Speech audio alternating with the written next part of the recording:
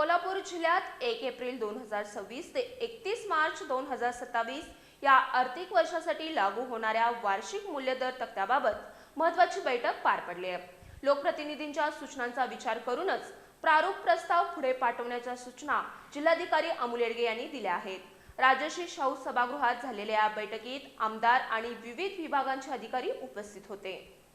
अमोल येडगे यांच्या अध्यक्षतेखाली जिल्हाधिकारी कार्यालयातील राजर्षी शाहू सभागृहात वार्षिक मूल्यदर तक्त्याबाबत बैठक पार पडली. लोकलेखा समितीच्या शिफारशीप्रमाणे वार्षिक मूल्यदर निश्चित करताना लोकप्रतिनिधींच्या सूचना विचारात घेण्याचे निर्देश देण्यात आले. जिल्ह्यातील सर्व लोकप्रतिनिधींनी पुढील 7 दिवसात लेखी निवेदनं आणि सूचना सादर कराव्यात. त्यानंतर प्रारूप प्रस्ताव मुद्रांक नियंत्रक आणि नोंदणी महानिरीक्षक महाराष्ट्र राज्य पुणे यांच्याकडे पुढील कार्यवाहीसाठी पाठवण्यात येणार आहेत.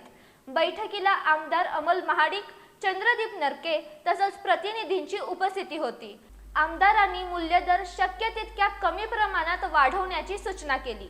सादरीकरणात ग्रामीण क्षेत्रात सरासरी 4.99%, प्रभाव क्षेत्रात 7.32%, नगर परिषद क्षेत्रात 17.47%, कोल्हापूर महानगरपालिका क्षेत्रात 21.78% आणि इचलकरंजी महानगरपालिका क्षेत्रात 12.70% वाढीचा कल दिसून आल्याची माहिती देण्यात आली.